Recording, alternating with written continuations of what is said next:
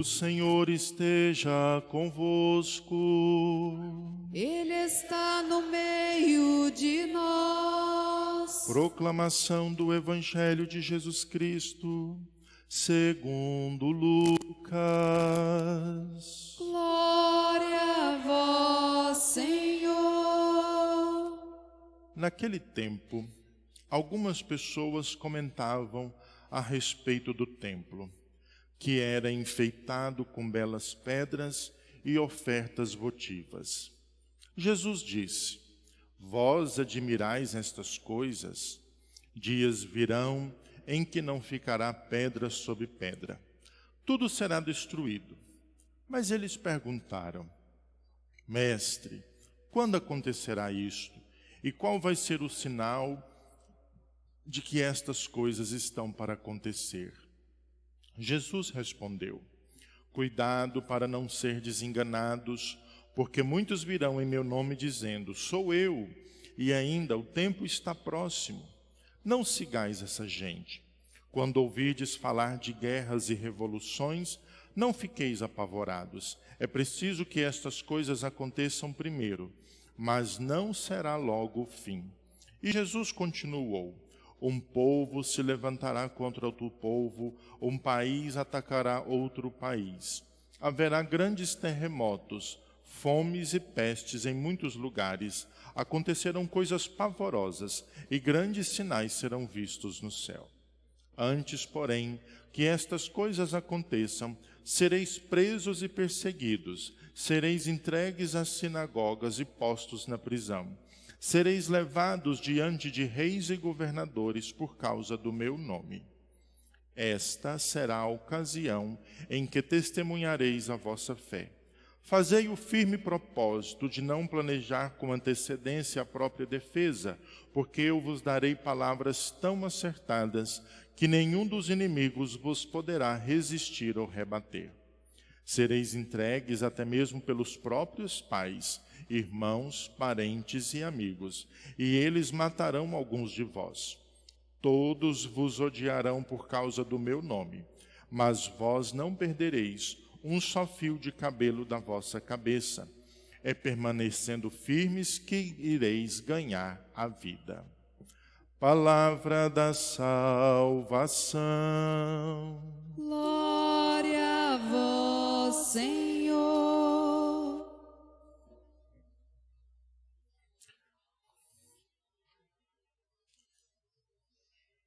Queridos irmãos e irmãs, celebramos já o 33º domingo do tempo comum e vamos encaminhando para o encerramento deste ano litúrgico, de modo especial com a festa de Cristo Rei no próximo domingo.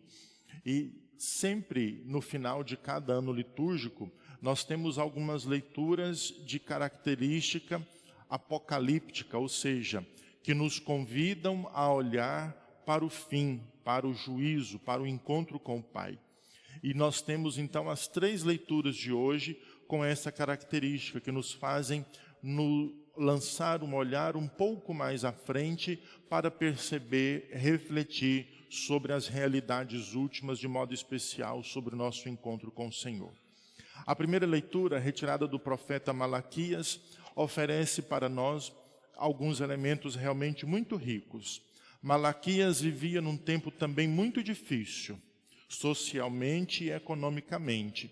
Voltando do exílio, o povo é pobre, o povo é desunido, o povo perde a esperança, há outras pessoas que atacam o país e, portanto, o povo vive um momento de muita dificuldade.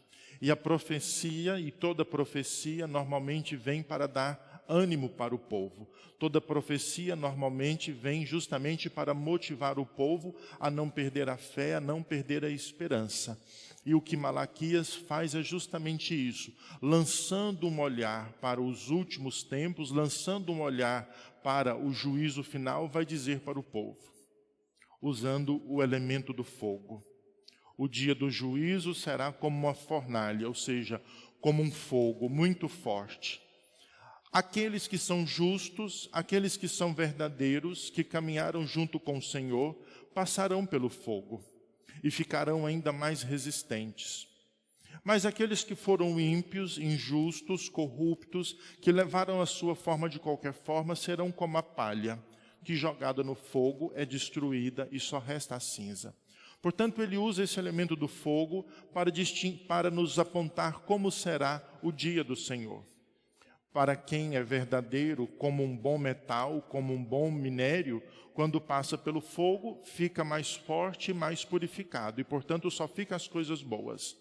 Mas quem levou a vida de qualquer forma, de qualquer modo, passando pelo fogo é como a palha, acaba, é destruído.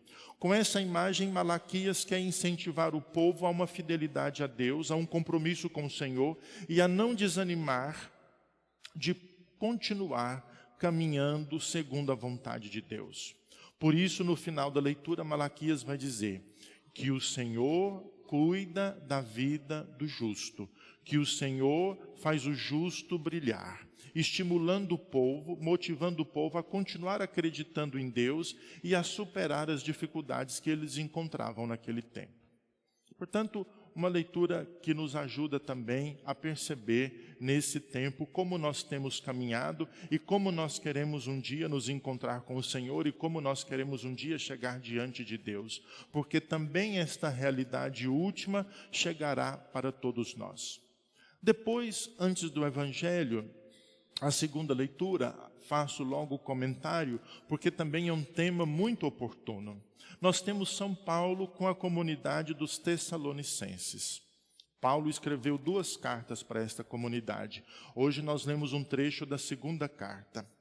E naquele tempo, as primeiras comunidades cristãs, as primeiras igrejas, o povo ficava esperando quando o Senhor voltará.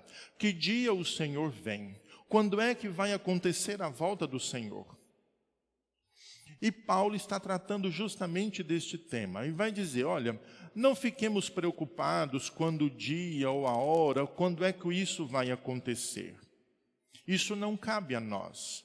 E Paulo então começa a tratar de um assunto um pouco mais delicado.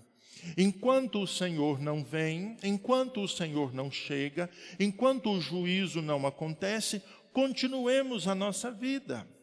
Continuemos o nosso trabalho, as nossas atividades. Então ele dá o seu próprio exemplo, dizendo que não foi pesado para a comunidade, que em todo o tempo ele trabalhou, que em todo o tempo ele se sustentou, em todo o tempo ele ganhou o seu dinheiro para se sustentar, não dependendo da comunidade.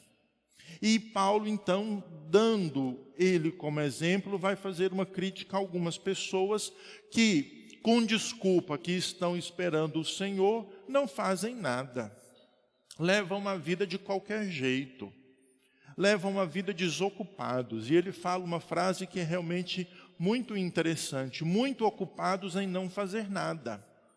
Vive à toa o tempo inteiro, com a desculpa, não, o Senhor vai voltar, o Senhor vai chegar, então não preciso de fazer nada, vou aguardar o Senhor. E por isso Paulo vai insistir, quem não trabalha não deve comer. Quem fica só desocupado o dia todo, levando a vida de qualquer forma, levando a vida de qualquer maneira, sem nenhum compromisso, gastando o seu tempo à toa, não deve comer. Paulo, fazendo essa crítica, faz um estímulo também à comunidade. Enquanto nós aqui caminhamos, enquanto nós aqui somos peregrinos e aguardamos a volta do Senhor, nos apliquemos em fazer coisas boas. Nos apliquemos em fazer coisas que são verdadeiras, que são realmente um bem para a comunidade. Ah, não sei quando o Senhor vai voltar, então eu fico por aí. Nas esquinas, de papo para cima, conversando, jogando conversa fora, levando a vida à toa sem fazer nada, comendo e bebendo de qualquer forma. E assim também existe muitas pessoas no mundo de hoje, que não vivem a sua fé, que não se preocupam com o encontro com o Senhor, não dão nenhuma atenção para que em algum momento da vida nós poderemos ser chamados pelo Senhor para o juízo e levam a sua vida de qualquer modo, sem contribuir com nada, sem fazer nada de bom, sem deixar nada realmente de verdadeiro. Então Paulo chama atenção para isso. O dia nós não sabemos, porque pode ser a qualquer hora. Mas enquanto nós aguardamos, enquanto nós esperamos, nos apliquemos, nos dediquemos em fazer coisas boas, em coisas que sejam saudáveis, em coisas que também nos ajudam e ajudam os outros a viver bem. Por isso, Paulo nos chama a atenção na leitura de hoje. Depois, o Evangelho de Lucas, que faz parte do Apocalipse de Lucas, que é um pouco menor, vai nos mostrar que as pessoas estão impressionadas com o templo. Em Jerusalém, nós tivemos 2 momentos do templo. Um primeiro templo, construído pelo rei Salomão, que foi depois destruído. Depois construíram um outro, que depois também foi destruído. E a parte que nós estamos hoje, de Lucas, as pessoas estão deslumbradas com o segundo templo, com a reconstrução. E vão dizer, nossa, mas que coisa bonita. Quantas ofertas, quanto ouro, quantas coisas preciosas. Estão então deslumbradas com o templo. E o templo para o povo de Israel, de modo especial naquele tempo, era o lugar de Deus, era a morada de Deus. Portanto, ver o templo era ver a Deus. E Jesus agora vai dizer, olha, se vocês estão impressionados com isso, se vocês estão deslumbrados com este templo, vocês estão enganados, porque isso tudo vai ser destruído. E de fato foi destruído alguns anos depois. Se vocês estão preocupados com o quanto esse templo é precioso, vocês estão perdendo o seu tempo, porque ele vai ser destruído. Para nos dizer que todas essas realidades humanas passam, que todas essas realidades que nós construímos neste mundo são passageiras. Por mais importantes e bonitas que elas são realidades humanas e um dia chegarão ao seu fim, um dia chegarão ao seu término, porque também nós temos a nossa finitude. Portanto, Jesus mostra isso para o povo. Então o povo começa a se perguntar, mas se o templo vai ser destruído, e o templo destruído era o sinal do juízo, era o sinal do dia do Senhor, o povo também começa a se perguntar, quando isto será? Essa é sempre a pergunta-chave. Quando isso vai acontecer? E também nós, muitas vezes, nos perguntamos isso. Quando será o dia do Senhor? Quando eu era mais novo, antes do ano 2000, todo mundo falava que o mundo ia acabar no ano 2000, né? E a gente ficava morrendo de medo de chegar o ano 2000. Eu ficava pensando, vou morrer tão novo, né? Mas ainda bem que passou o ano 2000 e nenhum de nós morreu, né? Mas para dizer, nós temos muitas vezes essa preocupação, quando será?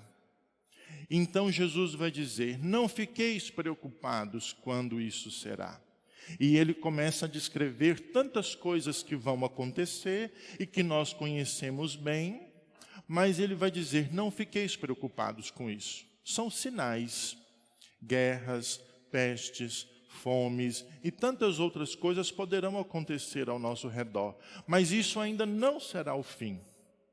Porque com tudo isso que acontece, nós podemos desistir, nós podemos desanimar.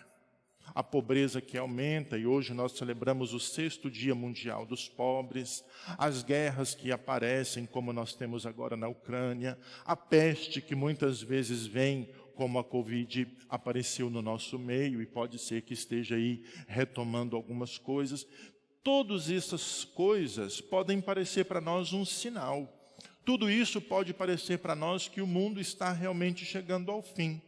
Mas ele vai dizer, ainda não será. Muitas pessoas podem aparecer ensinando coisas que até nos atraem, mas o Senhor fala, cuidado, essas pessoas às vezes não ensinam a verdade. No final, Jesus vai dizer o que é importante. A fidelidade, a perseverança, mesmo vendo todos esses sinais, mesmo vendo tantas coisas ruins que nos desanimam, que nos fazem perder a esperança, que nos fazem às vezes perceber que chegou o fim, que não dá mais, o Senhor vai dizer, ainda não é a hora. Mantenham-se perseverantes, mantenham-se fiéis. Porque manter-se fiel nas dificuldades, manter-se fiel durante as tribulações, realmente é muito difícil. Nós experimentamos isso na vida. Quando as coisas são boas, todo mundo está conosco. Mas quando chega a hora da dificuldade, as pessoas somem, né? Elas desaparecem. E assim também na vida de fé, na vida com Cristo, não é muito diferente. Enquanto as coisas estão boas e existe prosperidade, a comunidade vai bem, eu estou bem, estamos com Cristo. Mas quando chega a doença, quando chegam os problemas difíceis da vida, quando chega o momento de tristeza, às vezes nós queremos desistir. Então Jesus vai dizer, nessas horas, vendo tudo isso que acontece, sejam perseverantes, sejam fiéis, não desistam e não desacreditem daquilo que eu vos falo. E o que Jesus fala? Logo no final, o último versículo, que Ele cuida de cada um de nós. Que nenhum cabelo da nossa cabeça cai sem que Ele saiba. Que nós somos muito valiosos, que nós somos muito preciosos para Ele. Portanto, o Senhor que nos dá esse consolo e nos dá esse conforto, dizendo que cuida de cada um de nós. E sabendo que o Senhor cuida de cada um de nós, que o Senhor zela por cada um de nós, nos convida então a esta perseverança e a não ter medo de tudo o que pode acontecer neste mundo. E a não ter medo de tantas situações difíceis que podem acontecer ao nosso redor. Mas quando nós ouvimos essas 3 leituras, meus irmãos, que falam das nossas realidades terrenas, esperando o dia do Senhor, o que é mais importante? Não é saber o dia, a hora, o momento ou como vai acontecer. O importante é que nós sejamos sempre preparados. O importante é que nós sejamos sempre atentos. O importante é que nós estejamos sempre com os olhos abertos. E às vezes vocês podem perguntar, padre, mas como que eu me preparo para isso? Todos os dias. Quando eu participo da Eucaristia, quando eu ouço a palavra de Deus, quando eu rezo, quando eu corrijo uma forma errada que eu estou agindo, ou pensando, ou falando. Todos os dias eu vou me preparando um pouco, todos os dias eu vou realmente me convertendo um pouco. Isto é uma forma de ser atento, isto é uma forma de estar sempre preparado para o encontro com o Senhor. Queridos irmãos e irmãs, pensamos então que por meio da palavra de Deus, nós não percamos a esperança, não tenhamos o desejo de desistir, mas nos mantenhamos sempre perseverantes e fiéis ao convite que o Senhor nos faz, de caminhar com Ele, de seguir a vida com Ele. E diante das dificuldades que acontecem nesta vida, diante de tantas coisas terríveis que podem acontecer conosco, nos lembremos do que Ele nos fala hoje no final do Evangelho, que Ele cuida de cada um de nós, que Ele zela por cada um de nós. E não percamos de vista, nos colocando em comunhão com toda a igreja, o Dia Mundial dos Pobres. Fala-se muito do pobre, da pobreza. Nós vemos na televisão, mas o importante é saber que a pobreza também está no nosso meio. Há muitas pessoas desfiguradas e que perdem a sua vida por causa da pobreza, por causa da fome, por causa dos vícios, por causa de doença, mas também outros tipos de pobreza que nós poderíamos falar aqui agora, mas o tempo não nos permite. Mas que nós tenhamos um olhar sempre atento também para essas realidades, sobretudo daqueles que mais sofrem com as pobrezas e com as injustiças deste mundo.